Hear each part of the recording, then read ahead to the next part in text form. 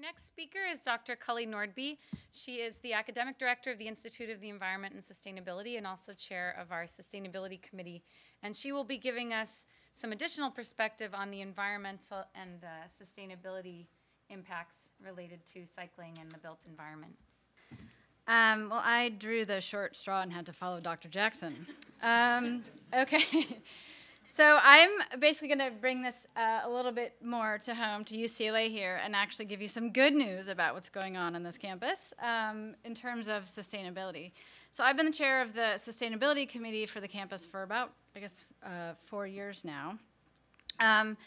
And I can definitely say that UCLA is committed to being a leader in sustainability. As Jack said, we are a small city. We're the largest UC campus with about 70,000 people, and we're on the smallest footprint, the smallest square footprint there.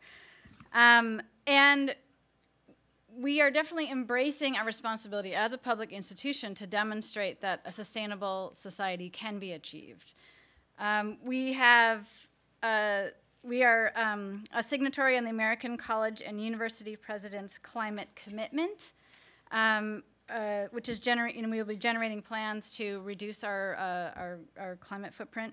We're also a member of the American Association of the Advancement of Sustainability in Higher Education, and we have been consistently ranked among the top eco-enlightened universities or colleges in the country over the past few years. We have a sustainability committee that functions pretty well. It's over 25 members. It's a big committee representing students, faculty, staff, and administration. And this really grew out of efforts by students calling for such a thing back around 2004. And now there's members. It's a microcosm of the campus. There's undergraduate student representatives, grad students, faculty, staff assembly, ASUCLA, student affairs, Office of the Vice Chancellor for Research, the health system now has been added, capital programs, facilities management, transportation, housing and hospitality services, purchasing, communications, and events. So this group of people is really working very hard to pull together all of these various factors and leverage what's happening so we can make UCLA as sustainable as possible. And the mission of this committee is to create a culture of sustainability in which the entire UCLA community is aware of, engaged in, and committed to advancing sustainability through education, research, operations, and community service activities. And we are looking at all aspects of the campus, and one of our guides in this process is the UC Policy on Sustainable Practices. So the whole UC system is looking at this in a very comprehensive way. And right now there's a set of policies in place that all campuses, all 10 campuses, are striving to achieve or are required to achieve, having to do with green building design. So there's a picture there right outside this building. When you leave this event, take a look at the brand new Corda Sciences Student Center. That's a green building, green roof, permeable paving, all these good green building design factors in there. It's actually aiming to be our first LEED Gold building on campus, so we hope that certification comes through. But also clean energy, climate protection, sustainable transportation, operations, recycling and waste, purchasing, food, and actually a policy on waters in development right now. So the climate protection and sustainable transportation are aspects that we're focusing on here at this event. And looking at the climate protection, the greenhouse gas emissions policy for the campus and for UC is actually the same as the state's AB 32 goals there, which is to reduce greenhouse gas emissions to 2000 levels by the year 2014 and down to 1990 levels by the year 2020. And this pie chart is showing UCLA's emissions as of year 2009. And you can see the biggest chunk of it there is on-site combustion, 62%. And that is from fueling our cogeneration plant that provides energy and then steam heat for heating and also for chilling water.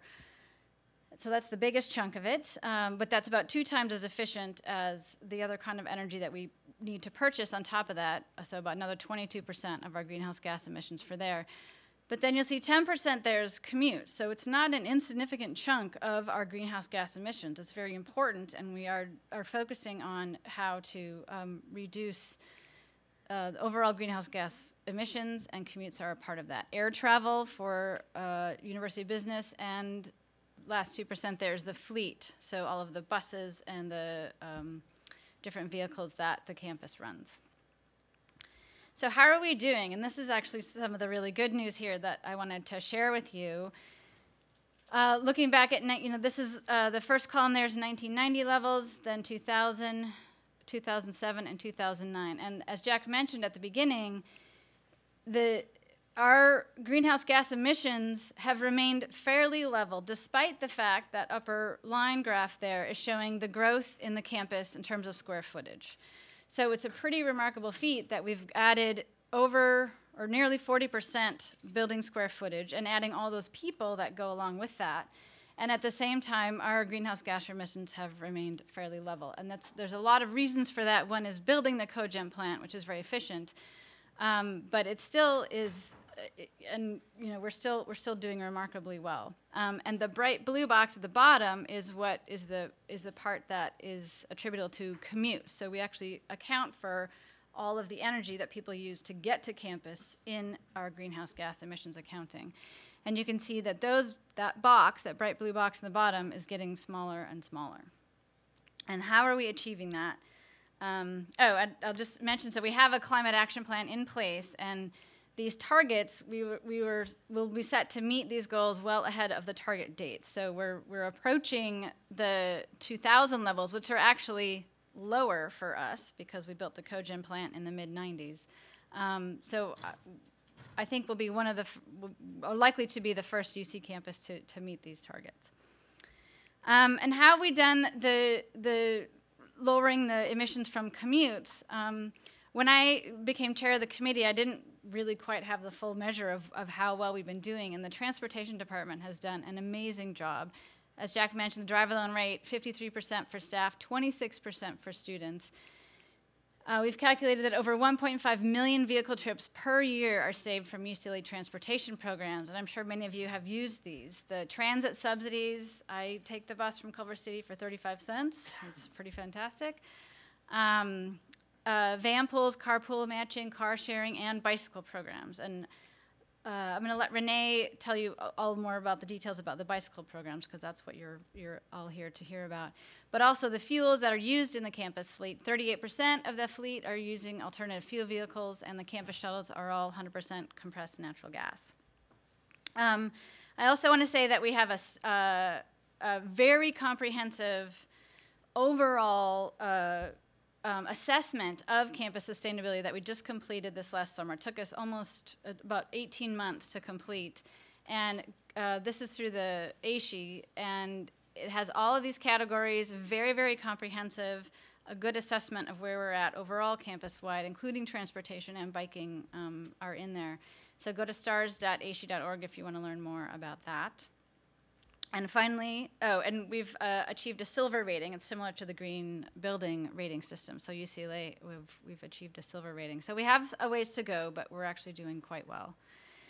And finally, just a quick plug for the Education for Sustainable Living program, Action Research Teams. This is an undergraduate program where students work in teams with campus stakeholders to research ways to make the campus more sustainable. We've got 10 teams working this year, and one of them is actually working with transportation on biking. And I believe they're here and might be out tabling, so take a look at that.